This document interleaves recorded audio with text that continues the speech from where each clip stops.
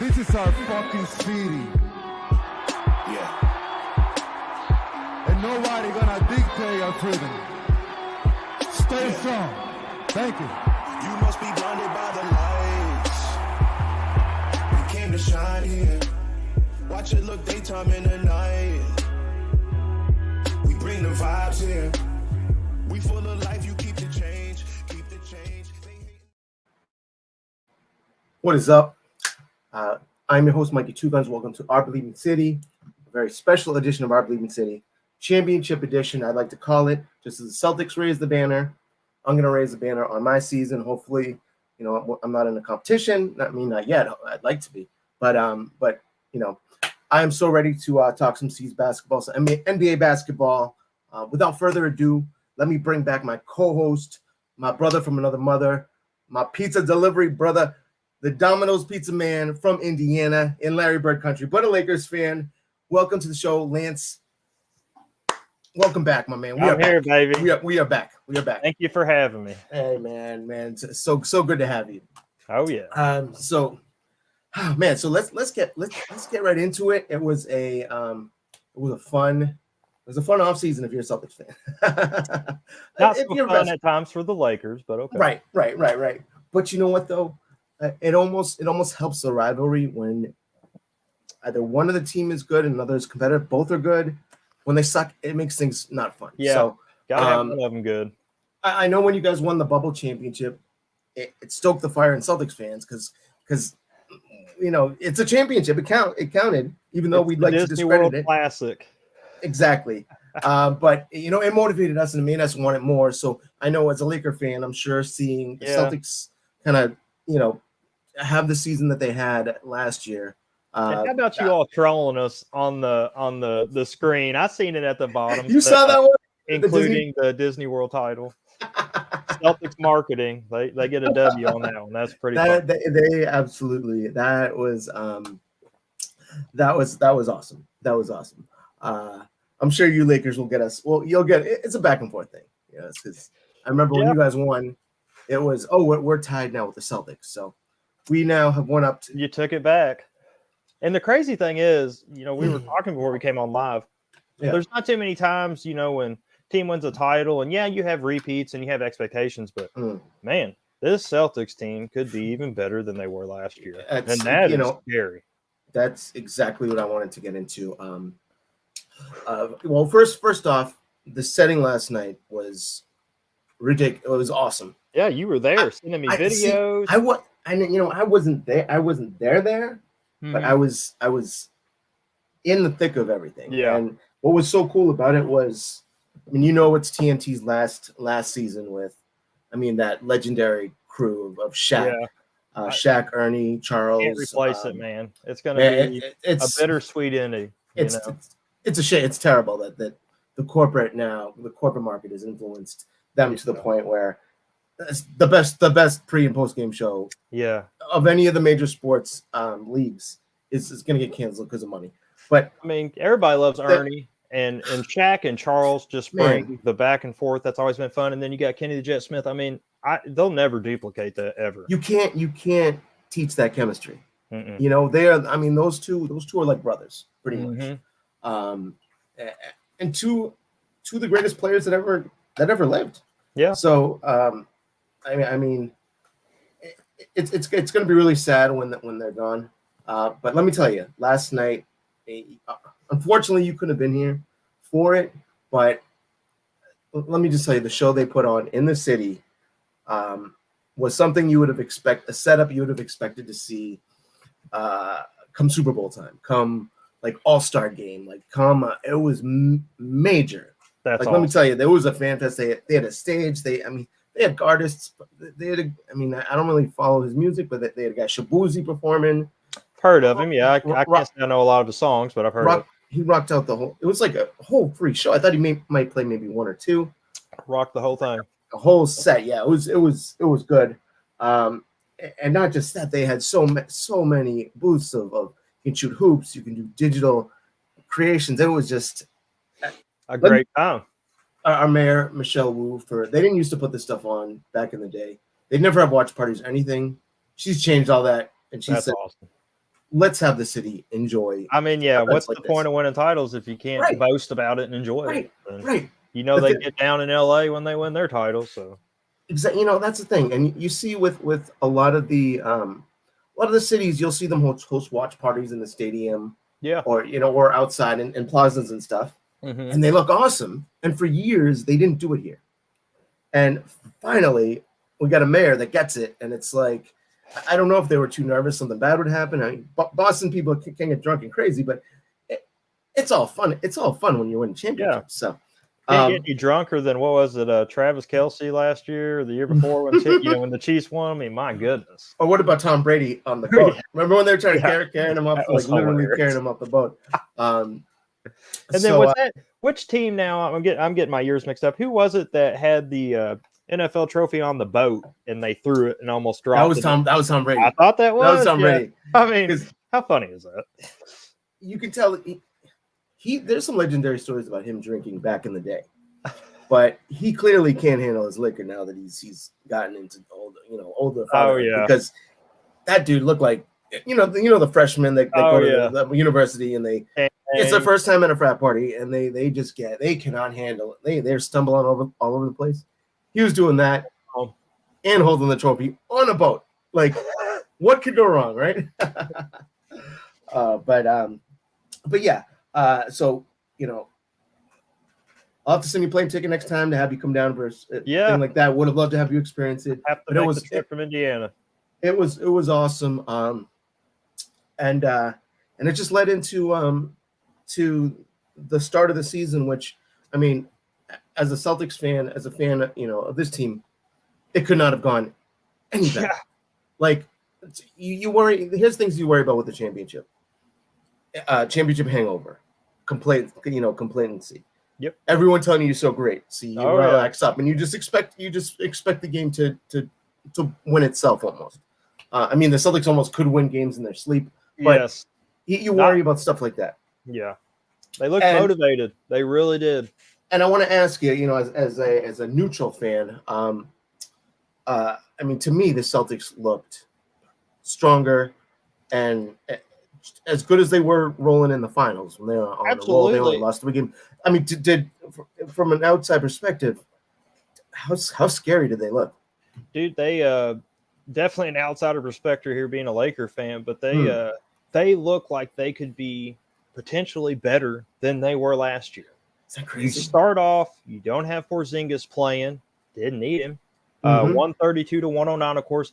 And the thing is, they've been talking about y'all hitting 29 threes, which ties the NBA record. We'll get to that in a minute too. And it's like, okay, I had to go look because, I'm calling Mad Dog Sports all the time. And Chris Mad Dog Russo, he's kind of an old school guy, but he was kind of harping on Boston. He said, it's a little ridiculous. And he's a New Yorker. Yeah, it's a little ridiculous with the shooting, 13 threes at the end of the game and missing every one of them to try to break the record. He was kind of, but my thing is, I mean, why not go for the record? I mean, it's a league where everybody shoots threes anyways. I don't care that they missed the last 13, 14. They were going to win the game. And they still shot 47.5% from the three-point line, missing the last 13. I think they said. Crazy. Yeah, they were 29 of 61. If I did my math right, 47.5%. So think if they didn't jack up the last 13, look at that percentage. I mean, it's insane. I can only imagine what the percentage was before whoever it was put the lid on the rim because they were like, they're scoring too much. And they just needed one more, man. Yeah, right. All those threes. That was crazy. Surely one's going to go down. I saw on ESPN there was a thing that said, because now they do all the analytics and the percentages, and it was a 99.8 or something percent chance for them to break the record. Yeah, and it missed it all. Like it was just crazy. It was crazy. Another thing too, I was looking back at the box score and stuff. They only shot 8 free throws as a team. Really? I just thought, and they hit 7 of them, but not a whole lot of free throw shot by the team. I mean, I guess didn't really need it. They had 33 assists. They were sharing the ball. 40 rebounds as a team. Knicks had 34, so they out rebounded them. And you go down the list. I mean, Tatum 37, White 24, Brown 23, Holiday 18. When you get guys chipping in, I mean, especially with Tatum 37 and 10, right? And then White stepping up 24, 3 and 4, Brown. I mean, the scoring is endless in Boston. It feels like an embarrassment of riches right now with I mean, just all the weapons that the Celtics have. That chemistry, man, is fire. They love to share that basketball, and I'm telling you, that's what makes this Celtics team special. Because I don't see a single player out there that has to be. It's me tonight. There ain't no focus. Me. It's the C. You know, they play for the Celtics. That's you nailed it. And as a team defending them, you can't focus on any one guy. Who are you gonna leave? I mean, you can't leave Al Horford. He'll hit a three. You can't leave Porzingis when he gets in there. He'll hit a three. I mean, that's all the guards. It's just like, go ahead and leave Big Al out there. He'll hit him all day when he gets in a So it's like that dude can knock him down. And that's a great point too. Just think of how they looked. They did not even have one of their most dynamic players, 7'2", Porzingis, which changes a lot of things. Defensively, rebounding, just him getting points. I mean, you have to think Porzingis is good for at least 12 points on a bad night, maybe. On a bad night. Yeah. He rolls out of bed scoring 12 points. Yeah. Think of the game 1 of the finals. Yeah. I mean, just come out when he's doing that, he alone, unstoppable. He alone, like pretty much. It's like you said, beat the Dallas at 8. Yeah. Y'all just have you have firepower from so many different spots, and that's what makes that's the difference between being a not only a championship contender or you guys going for a repeat, but man, it just makes you all scary because it's how are these coaches going to really? I mean, what's your all's weakness? I don't know what it is right now. You can't defend it. You can't defend it. I mean, you just hope you're missing shots. Really, that's it. You hope they want. You hope maybe it's in a city like Atlanta and they went to the strip clubs the night before. Got drunk, But and it's here's the other thing too. The Celtics, usually you have a championship team, you got turnover. You lose guys. You might not lose a superstar, but you'll lose integral pieces, glue guys. Exactly. Celtics brought, I mean, except for like the very end of the bench, they brought everybody back. That's important. So you can't put it like a price on that importance of having that just cohesiveness. Yeah. The guys know each other, they know their games, they're comfortable with each other, they like each other, which you don't get on all teams. You can see that they enjoy hanging around each other, and you don't always get that with championship teams. I mean, hell, I watched Shaq and Kobe win 3 in a row, and each year they look like they're going to kill each other more and more. Yeah. I mean, Jordan and Pippen, the nucleus just you guys still have it pretty intact. And I think it speaks volumes to guys like Al Horford.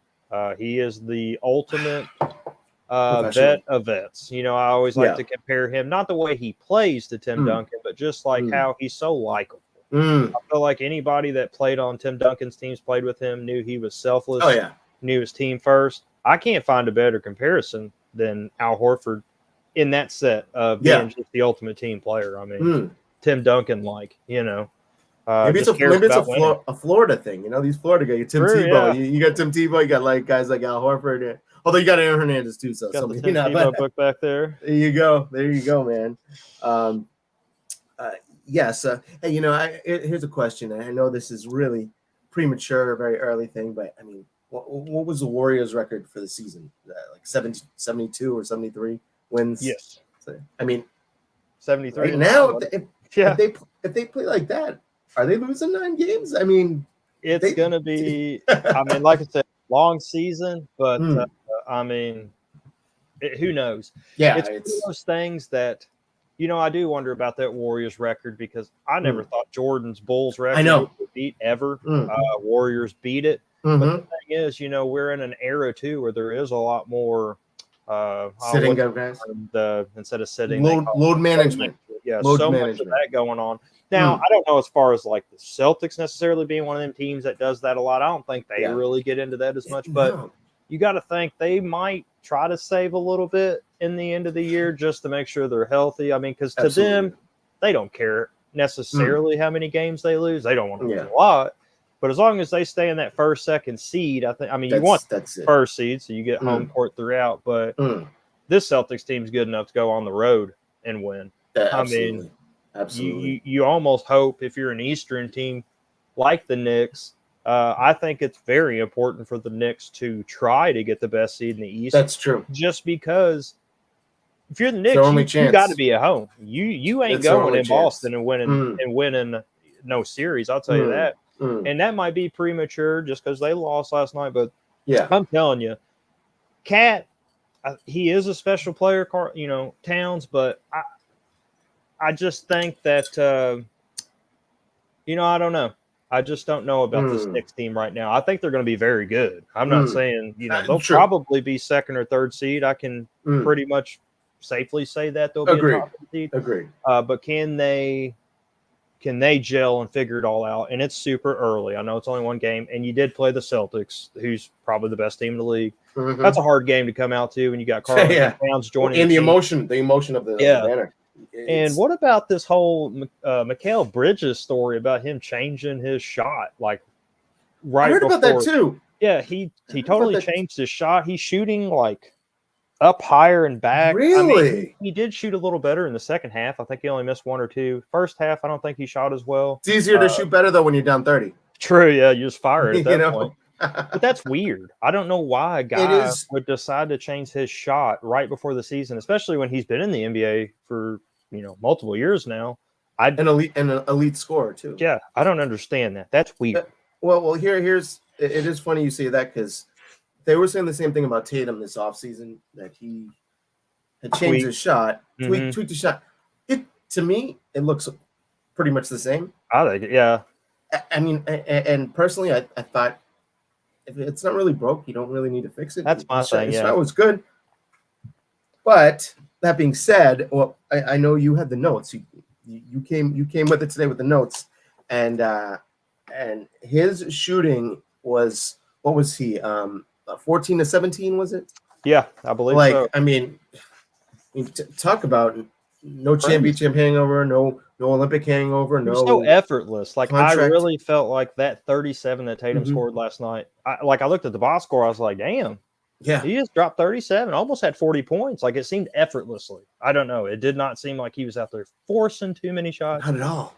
There was like 1-3 kind of early in the game. He come down and kind of pulled a little quick, but I think that was just motions, rhythm going. He had the adrenaline was still flowing from the rings and I mean, going back to last year, getting Drew Holiday.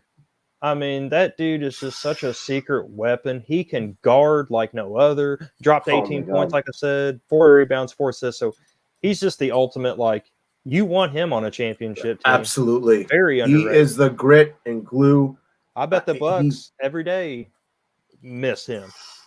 He used to give us fits when he was with the Bucks, and of course, Giannis would get all the shine and all the attention. But let me tell you, it was Drew who won them a few dirty work against the Celtics in the playoffs with his defense.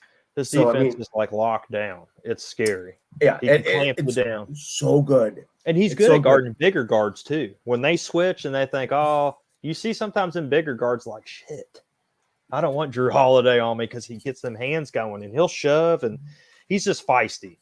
He's a guy I wish that was on the Lakers. I mean, heck, I wish half your all's roster was on the Lakers, but here we are. We got Bronny. We had to save a spot.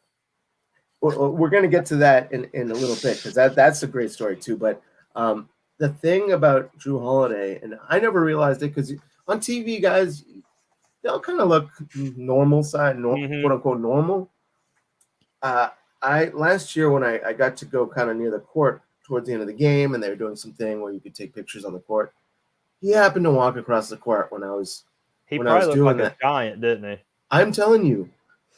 On TV, he's next to some Cat, Cat and the big guys. He looks he's a normal size guy.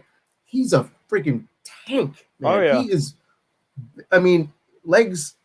He looks like he should be on playing on Sundays. Like it's crazy, I'm 5'11", 5'10", 5'10", 5'11", and you see these point guards on TV, and you think, man, it's probably they're like that size. But they're like the size of guys that I went to high school with that played center. Right. Exactly. They're 6'3", they're 6'2", 6'3". You were playing center in my school. Exactly. And most schools, most high schools, you got a guy at 6'3" and above. That's anything goes there. Throw him in the middle. You just think of all the pieces. You got a guy like Holiday, amazing defender, but then you look at Derek White, who it might be the two best defensive guards in the league on the same team. Flat out get after it every night. They bring it too. They don't take nights off. That's the other thing too. You know, and it's really interesting now that you say that, because you hear, I don't know if you heard the reports about the Sixers, Joel Embiid and Paul George, but Embiid is already saying, I am not going to play any back-to-backs this year. It's nuts. And it's like, what is Philly? What is their end goal? It's like they only want him to play in the playoffs. Well, you have 82 games that you have to play before you get to the playoffs to get seeding, get a rhythm. I don't like to be Mr. Negative, but I don't see Philly winning the title with Embiid. We can be negative all we want with Philly. That is totally good. I don't see it. You absolutely just not. played in the Olympics. No way. And now you're going to start sitting out. That's the other thing too, which is what's going on. If I was a Philly fan, how pissed would you be if you would have seen he was available for? I mean, all the Olympics. They were Jason Tatum, perfectly healthy, was getting benched. Couldn't buy a minute, and you got this guy who's now supposedly injured, was starting, getting all these minutes, and now he's. If I was a Philly fan, I'd be pissed. I'd be rip shit. And the thing is, like, I know you can't compare different people. I mean, obviously, LeBron James is a freak. Seems like he never gets hurt, but you got a guy here 40-something years old. He don't sit out games that much. No. I mean, he does at times, but, Embiid, you're telling me that, how much younger he is than LeBron. And I know he's a big guy. Big guys get different injuries. I get that, but dude, it's game 1 of the NBA season. Get your butt out there, drop 40 and 20 and get a win. Like, what are you doing, man? And here's the other thing too.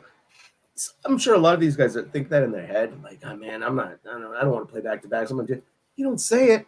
Yeah. You don't say it. Like, I mean, Kawhi Leonard never said it out loud, but we always knew what he was doing. He's good for half the season, like at best these days. I mean, like he's. I saw on ESPN today, Kawhi Leonard. They had all the injuries and said Kawhi Leonard out indefinitely, but it said no timetable for return. I was like, sounds about right. It's crazy, and that's like another guy. I told you a couple of months back going into the season, my sleeper in the West is the New Orleans Pelicans, and that really rests on Zion's health. And I hear he's not playing game 1. Oh, really? Don't quote me on that 100%. But before I wouldn't be sure that doesn't. You know what? To Mad Dog, and I think a guy called in and said, "Man, Zion ain't playing either." It's like, here we go again. But do you remember the playoffs last year? He looked good. I think the very last game or the second to last game. Dude, he dropped 40. He dropped 40 or 42 on the Lakers and then got hurt. Showed what his potential, what the league thought he would be. That's it exactly, and he showed why all the teams wanted the number 1 pick when he was coming out. Oh yeah, but then the next game unavailable, and it's kind of been the story of his career. Like he just can't string multiple games together. It's like he'll get a game, miss 2, play 2, miss 3. It's like. And I know that we live in an era where you don't push the athletes. They got so much money invested in them. They don't want to get hurt. Yeah. But it's like by doing that, it's like it's not really helping you as the Pelicans get a title. He's got to be on the floor. And I really think that he is a huge difference maker for that team. I mean, he's insanely talented. It's just I'm not so sure Zion has the right structure around him. That's true. As far as like a personal team, like, hey, probably shouldn't eat this, probably should go work out, probably should not do this. He's got some wild stuff that's come out in the last couple of years about like strippers and all. Oh man, that stripper that was going off on him. Ouch. Unhinged on Twitter was like, I think every athlete's or any person's worst, any guy's worst dream that's had any type of like poor ending to a relationship or whatever that thing was that he had with her. That was embarrassing. The thing about Zion, it's a great point about him probably not being in the right environment. I don't think he's really ever had a vet on the team that's been able to. Think Al Horford being on that team with him. Al was, but you know what? They were in full tank mode. Al didn't play. Al was a healthy scratch almost a season. So, there's only so much a player that's not playing and that's not like a star can do for some of the young guys. Zion needs to be with that. I mean, if the Lakers could somehow, and they always find a way to prize some I've had this weird feeling, and like we've Pau talked about Gasol. it before, but man, I just have this weird feeling that Zion's going to end up in LA before his I do career's too. over. I don't know why. Maybe because I love Zion. Maybe I'm delusional, but it just seems like the Lakers could weasel something post LA always freaking. It always know? pisses me off. LA always poaches. I mean, you get Shaq. You get Shaq in the prime of his career. Then Takes this less Kobe money. kid comes along, and You get Kobe. You get Kobe. What, at 16 or wherever, you get the generational player, not even a lottery pick. You got Shaq just signs with you. The Lakers freaking. I'm always freaking hated the Lakers for that. Like the Lakers, and I'm a Laker fan, so this is how I've always took it. And if you weren't a Lakers fan, I could see why you hate the Lakers. Yeah, but it seems like the Lakers go buy their championships where Boston builds them internally. That's through the nucleus. Blue collar. We do it the blue collar way. Yeah, and I mean that's.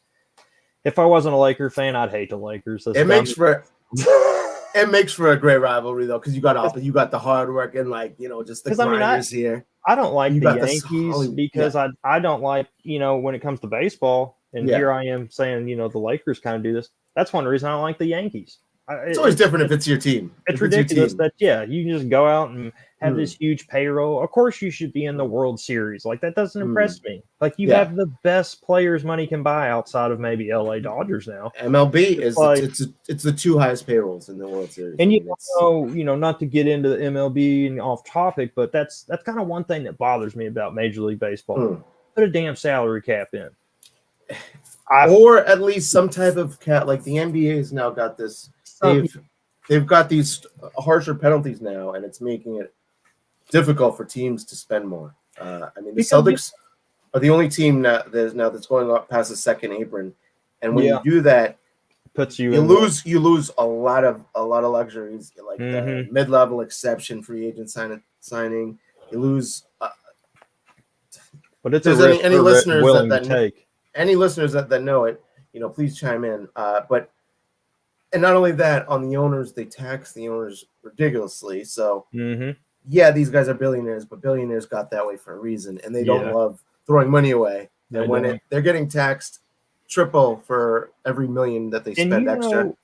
I don't get super into the the numbers of money and managing teams and stuff like that, but I swear I've read before, and I could be off on this, where most NBA teams that win a title or they go on a dynasty run, their owners are usually, previous years are always paying a luxury tax, because to keep these high payroll teams together and stuff, you're going to have to pay some penalties. But it's one of those things, I think when Shaq and Kobe won 3 in a row, like every year the money going out that the owner was paying a luxury tax on stuff, but it's worth it if you're winning. Oh yeah, when if you're you winning, don't win, that's when it's true. That's it. And then sometimes you watch these teams, they'll have a dynasty where they win 2 or 3 in a row or something like that. But then when the run's over, they're like screwed for a couple of years because they pretty much, they got to start all over. Well, it has a residual effect when you it's almost like you sign that deal with the devil to go over the cap. And then once you better hope it pays off. The winning's over. Yeah, right. You're going to be screwed for a little bit.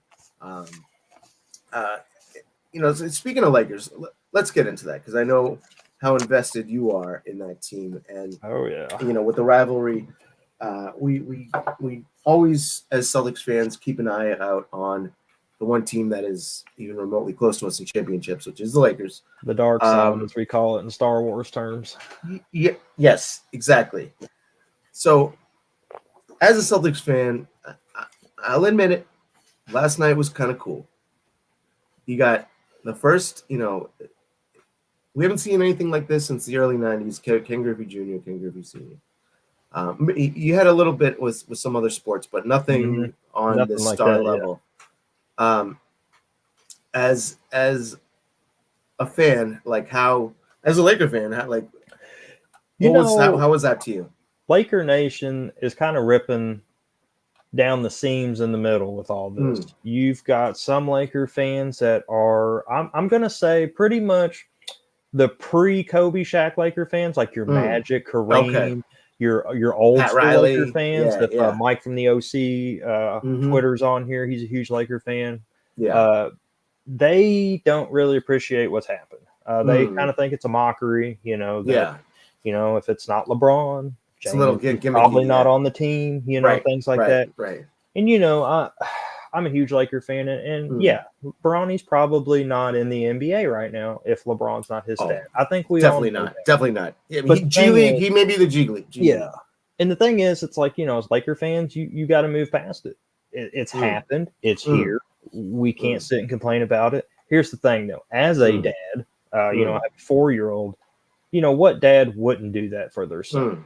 I mean, if I had a chance, right or wrong, whatever people thought, and I could basically force a team to draft my son. Oh, why wouldn't you? I would do it too. So, Absolutely. Anyone that says they wouldn't do that for their kids, they're lying. Yeah. Now, I do get the pushback. Like a lot of people are saying, well, he's setting Bronny up for failure. These people imagine Drew Holiday gets on him. He's screwed. I mean, he's not ready for that yet. But the thing is, I think if the Lakers are smart, he got in last night. They did the record. He got 3 minutes, had 1 rebound. I mean, nothing spectacular there. But send him to the G League. Now, was it a good rebound? It was a rebound. I mean, he had the tip that he tried to get up to, but it was a rebound. The has he made a 3 even in preseason? Did he make any 3s yet? I think he's made 3s in the preseason. He made okay because I know he was not shot well. He didn't shoot well at USC. He didn't really shoot that great in high school. Something they brought up today, and I'm not hating on Bronny. I hope the kid shines. Nobody seems like a good kid. He seems like a good dude. Him. We can hate LeBron or we can talk crap, whatever people want to do. That's fine. But, Bronny's he's a kid. He's doing what, his dad got him to NBA. What's he going to say? No, Dad, I don't want to do it. Right. You know what I'm saying? Like, I'll say this about him. He's actually kind of likable. He is. He's a little more mature than his age would tell you. He's very humble. He's quiet. He's kind of shy. I agreed. Seems like, I want him to make it. Now, I don't think he's not going to be his dad.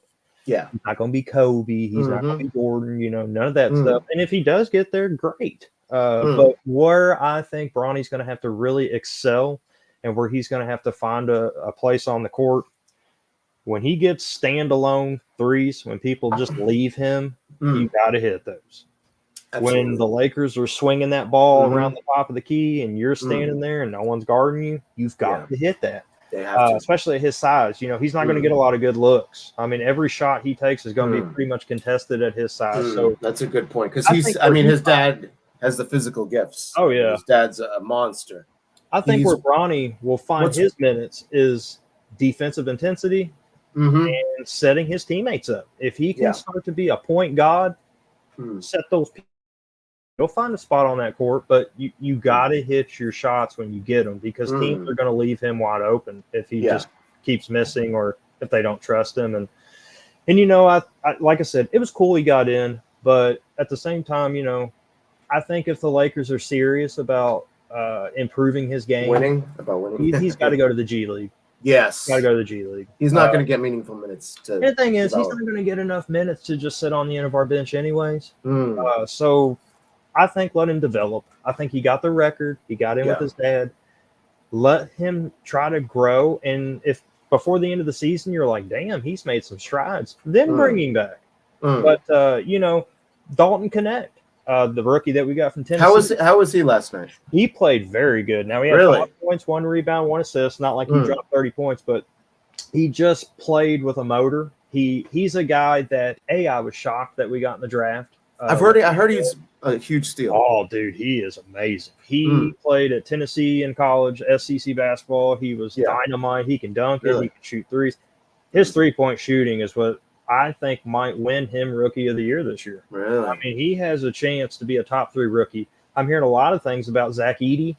Here I am in Indiana, Purdue up north. And they're saying he's looking like a steal. And I couldn't believe how many people were acting like he was just going to suck and not be good. Do you remember when I remember when people say, "Oh, he might not go in the first round"? I was salivating as a Celtics fan. Oh, maybe we get him late. Like, could you imagine? But everything in college, I know, right? I mean, everything in college though pointed to him at least having some kind of future in the NBA. Oh, yeah. I mean, that size, They kept acting like he was going to be too slow, that he can't guard pick and rolls and all this stuff. Right. And he'll get better at that stuff. I mean, he'll get quicker foot speed, hopefully, and all that stuff with training, conditioning in the NBA. But, man, when he gets his back down there in the post, he's got touch. He can pass it really good. And Memphis is a team in the West. I'm telling people, you better watch Memphis because Morant's rested. He's back. You know, Marcus they got a good squad. Marcus Smart is back. Edie. Yeah. And that's a good core. That's a good young core. They're going to be a good get out and run team. I was, and coming back to Lakers, Morant will have to slow it down. What's that? Well, Morant's biggest Achilles heel is himself.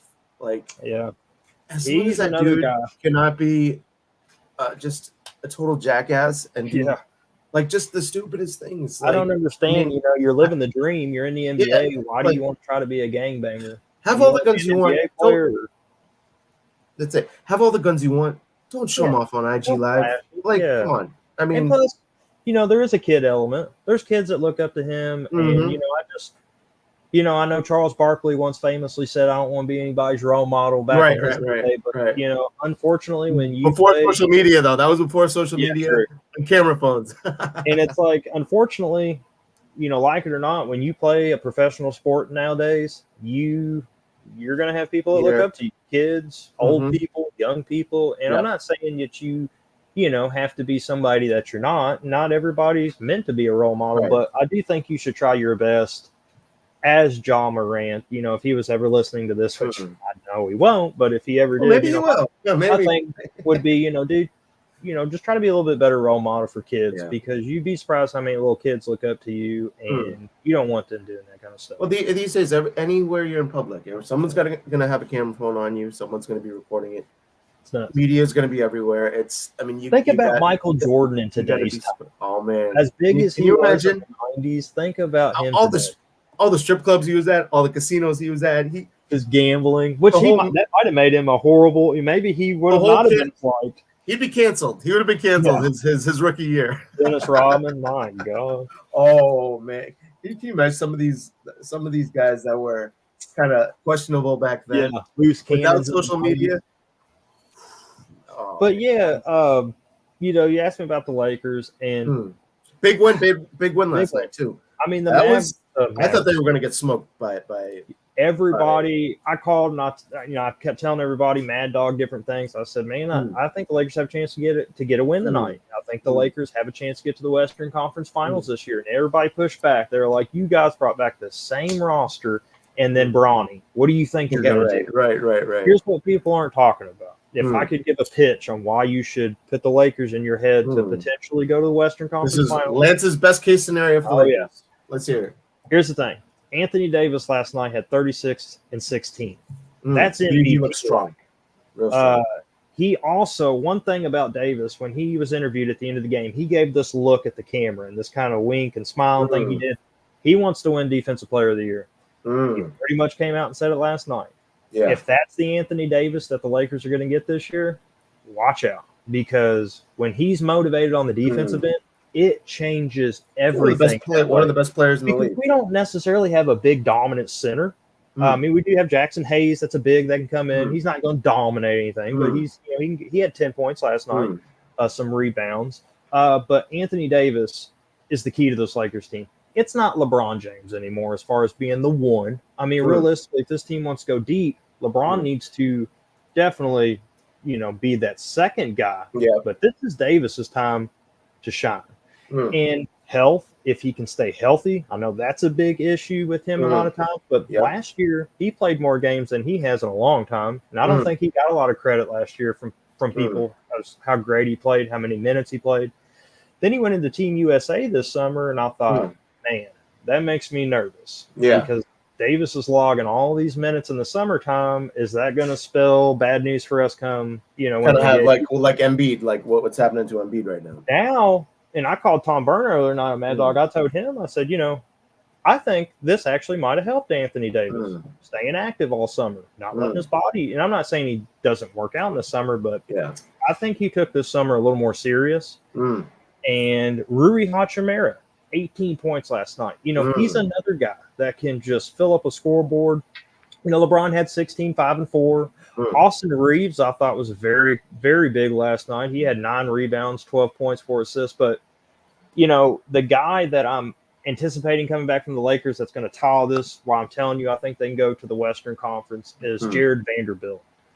He's been injured quite a bit the last 2 years, it seems like. We haven't had him on the floor a whole lot, but he can guard the 1 through the 5. If you looked, was it 2 years ago when the Lakers and Warriors were playing in the play-in game or whatever?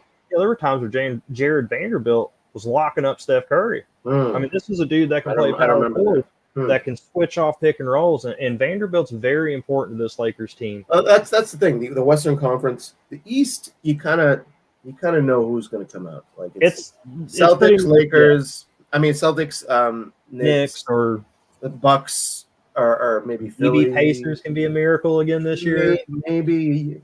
I'm hoping. Just had a lot of luck go their way. Yeah. I hear you. You're a little biased there, but I see all those expert predictions or whatever on ESPN or all the sites. I almost feel like it's way easier to say. The West is all over the map. Yeah, the East is so much easier to pick right now. Yeah, I mean, it will be. You could say Celtics or the field, and I think most people are going to take the Celtics. You go to the West and you say the Wolves or the Thunder, as both of those teams are kind of the favorite to win. Nuggets. I mean, Nuggets. You could say Wolves or Field, and in the West, I might take Field. Or you could say OKC or the Field, and I take the Field. But in the East, somebody's going to have to show me they can beat the Celtics team. I don't see it happening. I don't either. I know we're early. I know we're probably just, you're excited they won last night. But, dude, you beat a Knicks team that – a lot of people already coming in this year was like, man, this is the team that can knock the Celtics off. They got all these guys from Villanova back together, and they've got a chemistry. Right. Then they bring in Karl Anthony Towns. I don't know. Here's the thing, though. I think the Wolves are going to miss Karl Anthony Towns a lot because you got to think when they played like Jokic, I mean, they had Towns and Gobert to kind of now. They just have Gobert and Randall that came over from the Knicks. He can't really guard injury prone though. They're both 2 injury prone players, Cat and Randall. Here's the thing with the Celtics. The Celtics are built to overcome injuries. When you got Porzingis is out, no problem. They haven't missed a beat. They still are deep enough where even, I mean, God forbid one of the other guys goes down for a short time.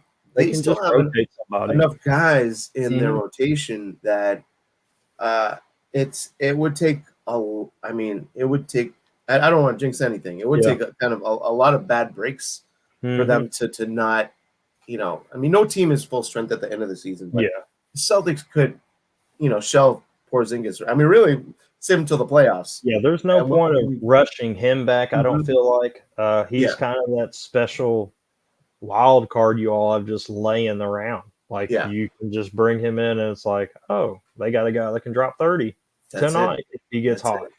I mean, Porzingis is he's a unicorn. I mean, it's just ridiculous. He's had some crazy injuries and bumps in his career, but he just complements the Celtics. When healthy, he's great. A dynamic player that it's so hard to match up, defensively against a guy that big, that tall, that this shoot with that range they have now. I mean, could you imagine them playing KG, Paul Pierce, and that Celtics team? Just the back and forth. That would be crazy. That team could get after it defensively too. Those are two. I mean, that'd be a heavyweight battle for sure. I still wonder to this day, had Kendrick Perkins not went down Game 6 in 2010 when Kobe and when we got a little bit of revenge on you guys. I mean, that kind of screwed you guys because we had Andrew Bynum and Pau Gasol. That killed us. The one guy. So once we lost Kendrick and that, then we had Rasheed Wallace. Yeah, who was not in great towards the end of his career, not in great shape. That's crazy. Trying to keep up with beat you Bynum guys. and Paul and Pau. Yeah, the year we had revenge on you guys, it could have very easily went your all's way again. I mean, those Celtics teams were so good because I can just go back and remember Ray Allen running all over these screens. We had Derek Fisher trying to guard him running around. Kobe liked to play that kind of safety role where he had he was guarding Rondo, but Kobe tried to sag on Rondo and kind of play devil's advocate to Paul Pierce and Ray Allen out there shooting threes and. Those were just crazy good. It's funny because it's funny. It was a different game too back then because now you got all the guys that are shooting the threes. Yeah, back then it was then like you weren't. Bynum wasn't shooting them. Powell was shooting some long twos maybe. It's funny. This is kind of Fisher was not. Yeah, it's going way out there. It's funny. You talk about that. I don't know if you play a lot of 2K on PS5 or Xbox or whatever. I have in the past. But it's funny when you play some of these old classic teams and stuff. It's like.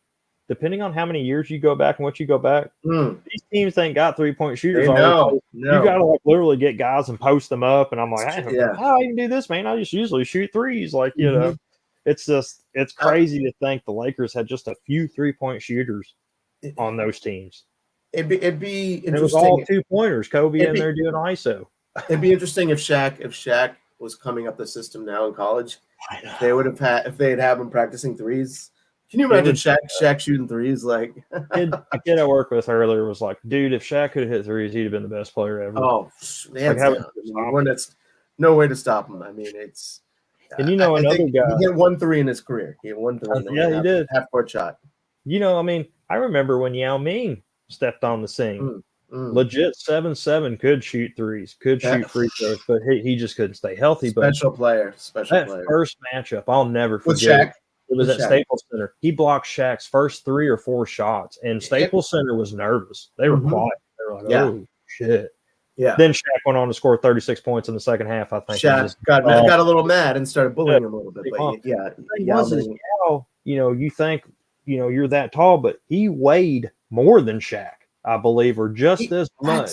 He might have weighed a little more because of that size. Did you ever see his leg, like upper body? He was not, not real jacked, but the guy's legs were tree trunks or something. Trunks, massive, and he wasn't a real physical. Dude, they had to tell him to dunk the ball. I remember he thought it was disrespectful when he came from China. They didn't hang and dunk. Isn't that crazy that they had to be insane? You have to dunk insane.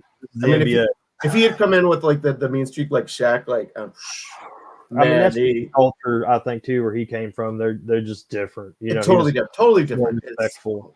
Exactly. And him and Shaq still have pretty good friendship, I think, to this day. They got a great friendship. Teasing and talking to each other. Yeah. But something, I know we're kind of a little all over the place here, but something I wrote down about the Lakers last night. So, they won 110 to 103. It's JJ Redick's first win, which is important. I think something JJ has done from game 1 that Darvin Ham never did is his rotations are a lot smoother. When the Lakers are in a bad stretch, he'll call a timeout. Darvin Ham just kind of let shit just flow. I mean, whether it was good or bad. And, one thing that as Laker fans, you got to be – I'm a little nervous about just because we haven't had the greatest 3-point shooting percentages, it seems like the last couple of years, but we were 5 of 30 from 3 last night, which is really awful. And you still won. Still beat a good team. So wow, that's kind of a positive to take away too. I mean, if you told me the Lakers shot 5 of 30 last night from 3, I would have said we lost. I wouldn't have looked at anything else. I would have said to the Wolves, we lost. Did Edwards was he that off yesterday? I don't know what he ended up with. I think there were times when he wasn't as aggressive as I thought he might be, and then there were it just seemed like I think it was one of those things that it was in LA. It gave the Lakers a little bit of that edge being at home. Fans were into it. The whole Bronny thing had everyone juiced. The aroma or whatever the word I'm looking for in the arena was just the aura. Was just right for the Lakers. Now, if we're at Minnesota last night, I have to think they probably win. I mean, it's game 1. I don't know what that'd be something crazy to look at. Game 1. Do home teams typically win opening night, or do they? I would say I'm sure they probably do, just because you get the energy, the excitement. And another thing that I wish that they did, the crowd's going to be more hyped on the opening night. Another thing I wish they did though with the Celtics, y'all are repeating. Like, I wish that they would always make the first game the rematch from the finals. I just wish they always did that. Like, I wish you all would have got the play. Like the NFL usually does a rematch of the championship. True. Games. Yeah. Something like that would but be now cool. Celtics Knicks was a great game. I'm not going to say they didn't nail it. It was the marquee matchup. Lakers Timberwolves was a great. I've even thought, why don't they let the defender play who they think or who had the worst record in the league the year before, just so they can kind of enjoy getting a win. All-star, because it sucks when you lose. Yeah. Got a question. Did you? Even teams, they do the big question for you. Do you think the Knicks are overrated, or do you think What's that was just a do you think the Knicks are overrated? You still with us, Lance? Okay. I don't want to say they're overrated. Yeah, I don't want to say they're overrated. I think they're just legitimately they're just behind you guys. Yeah. Like, I think when they start rolling, they're just going to be the 2 seed. I really do. I think that's the thing about figured out. Here's the thing about the Knicks. If I was a Knicks fan, I would pray that these trades worked. Because they gave up. They sold their soul. Or however you say his name. Man, he was huge for them in the middle. The Hartenstein or something. Yes. He was like the heart of New York. And DiVincenzo was a huge spark for them. So to lose those guys and then give up basically all their draft picks till like the next the 2030s. Like, they better hope that it works, because if it's more of what it was like last night, they're gonna be bad in New York. They're gonna be they're gonna be in for a long for Knicks fans, honestly. At times, I don't like it. Just like, dude, my whole life. I mean, I can't say my whole life. I was born in 1990. I mean, you did have Patrick. I mean, they've had great teams. I'm not saying. It just seems like. But Jordan was around then. Jordan's Bulls. Some hype on the Knicks at times, and they just never seem to deliver. Yeah.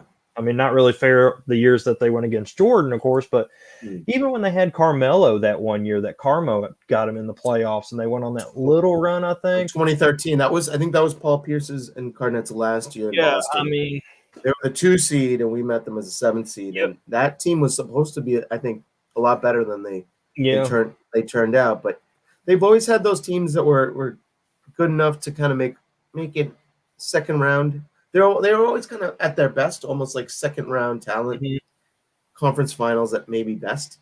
Yeah, but they've had the one. Think of the riches of the Celtics and Lakers. We have 18, you have 17, they have 1, which is it's so nice. It's so beautiful. When you see because they show that graphic on TV a lot. Celtics here, Lakers here. Oh, all the time. And it's like Bulls 6, but it's all Jordan. I mean, and then the Warriors now, I guess, are on there because they have 4. They all with Curry, I guess. Or did they have one before Curry? They might have. I think they might have had one in the 70s. I'm having a brain fart. I feel like they have another one. Yeah, I do too. But still, I mean, I always do laugh at the graphic when I see them put the Bulls up there, because it should just be like Jordan's era. Yeah, that's what they should put. Michael Jordan. They shouldn't even just put the Bulls. It should be Jordan. The crazy stat is Bill Russell, 11 rings. Yeah. I mean, you ever gonna top that? You think of Jordan, and that's basically double. It's and Jordan seems like it's an insurmountable feat just to get to what he has. Could you imagine growing up back in the day watching Wilt Chamberlain and Bill Russell go? Oh man, my God! Oh, I mean, that I'm sure half the games that they went against each other, they don't have tape anymore of those games. I mean, I got to see Michael Jordan play one time. He was really? on the Wizards. It was his last year. I went to the Pacers. But that's I didn't pretty cool. See prime Jordan, but it was still like just seeing. It's still Jordan. I was 11 years old, and I was just like, "Holy shit, this is that's freaking Michael Jordan." I mean, and I wasn't even like I was about halfway up, but I could still. I had a good seat at the arena, but people when they talk about like seeing Jordan, even celebrities and stars, they're like, "Dude, you're just starstruck." Like there's this aurora that comes off of him, and it just glows. And everybody says that about Michael Jordan. I don't hear that about many other people, but Jordan, it's like people are just like, Even people like Tom you're a Brady, star. that is uber famous, probably looks at Jordan like. You're a star when other stars come to watch you. Yeah. So that's and there's not a lot of players like that. And his brand. Jordan, I mean, did you imagine that Jordan, the day that him and Nike teamed up, if they ever thought it would come to this? Have you seen the movie? Yeah. That's crazy. Like how they. Barkley talks about how Jordan literally he owes Jordan a lot because Jordan told Barkley back in the days, like, take some of your contract in stocks, Nike or something. And I believe Barkley, the story was, he's like, I mean, I want money up front. His kid from Alabama. Yeah, right. I'm telling you, dude, you want, Jordan was very smart financially. He knew what he wanted. He knew how to get his mom was too. His give credit to his mom. Mama knew his mom was on top of that. On top of that shit. So, credit there. I definitely think, two big differences from Celtics Lakers last night that just kind of stuck out to me. And for you guys, it's because you hit 29 threes. You didn't have to go to the paint. You guys had 30 points in the paint as a team. The Lakers had 72 points in the paint. So we are definitely we kind of like to pound it inside a little bit with Braun and Davis when they can get in there. Of course, we shot 16% from three. Awful shooting night. Speaking of that, because we're up against it. Speaking of that, Celtics. I mean, I'm sure the world saw Celtics tied the record last night, 29 threes. And I mean, who did they tie that with? I'm gonna go on a limb and say, is it the Warriors? It was the Warrior. I believe it was the Warrior. Educated. But I mean, if that's any indication of what the season's going to be, I mean, it's the record's getting broken. It's getting broken this year. Because you do that against the Knicks, you're telling me you can't hit 33s against like Charlotte. Yeah. I mean, it's that record is it's going down. It's going down for sure. That would be a claim to make on the show that we think they are going to break the record this year and just follow game by game. I mean, I would say that the likelihood of that happening is very high because I think so too. And I think the Golden State record is. If without injuries, I think there's a chance. Grabs too. Could you imagine beating both their records this year and getting another title? You beat the 3-point record, you beat the regular season record, and then you get a double. That's when you start elevating yourself to like the next tier of superstars with the accolades, the multiple championships. How crazy would it be if LeBron can get this Lakers team to a finals against the Celtics and just? I mean, I'd love to see it. I'd love to see it. I think there's no chance in hell, but I'd love to see it. It's going to be rough, dude. I mean, I before the season started, I picked the Timberwolves to have the best record. Yeah. A lot of people think OKC is going to have the best record. I think I'll still stick with some people still say Denver, even though they're not as. It's so wide. The West is so wide open. It really is. I mean, even a dark horse like Phoenix still has Durant. I mean, you have Durant and Booker. The Lakers got to play them 2 out of the next 4 games. Play the Suns. It'll be interesting. And we got to play the Kings. They're a team that gives the Lakers fits because they're just young and they run. Lakers don't like playing fast break if they don't have to. They ain't trying to get Davis and LeBron at 40 years old out there. It's not the Showtime Lakers of the past. Nah. So we're up against it. Initial thoughts. I mean, both teams. I think the Celtics looked great. They couldn't have had a better start. Your Lakers. I couldn't see how you could be encouraged. I'm definitely encouraged. Hey, let's just book the championship now. Celtics Lakers. I mean, that would be so cool. That would be so cool, even though it's not going to happen. I think you guys are a 1 or a 2 seed at worst. Yeah, I can't see you dropping below the 3 seed, even if injuries happen. Knock on wood. I don't want to jinx you all, but I think the Lakers, their ceiling's more around the 4 or 5 seed. I'm trying to be realistic. They got to stay out of the play-in. Get out. Got to stay out of the play-in. Dude. But a team that I think regresses a little bit. This just might be a crazy take, but I could see the Nuggets regressing a little bit, just a little bit, and I could see maybe the Mavericks regressing a little bit. But they're just 2 teams I don't know. I make one list. I had the Mavericks yesterday finishing 4th. And then I had another list. I forgot, we didn't even talk about the Mavs when it came. The West is crazy. I mean, the West is a team. Certain teams could be a 1 or an 8 seed, It's weird. and I wouldn't be shocked. Yeah. If like someone like Dallas was a 2 or 7 or a 1 or 8, like You it's said so Zion, wide, what are so the wide Pelicans open. do? There's That just so too, much. I totally forgot about that guy too. It's Too much. It's going to be interesting. It's going to be interesting. This will be it'll give us something to talk about this year. And, Oh yeah. and we're gonna be doing this every week. Hopefully around this midweek midweek NBA for all you listeners. Everyone's watching on replay or live, and then we're gonna be doing some NFL too. Oh yeah. So, but the hour has flown by. Lance, my man, it was always a pleasure. Thank you for joining me today. Everyone listening, we appreciate you guys. All the Celtics fans. Things are looking real good. Anybody wants to sponsor the show? Going to be a special year. I got a little milk here. You got a little Mountain Dew and Core Power. Let's get it done. There you go, man. So hey, everyone listening, you Lance, we appreciate you, and we'll see you next week. Thank you guys.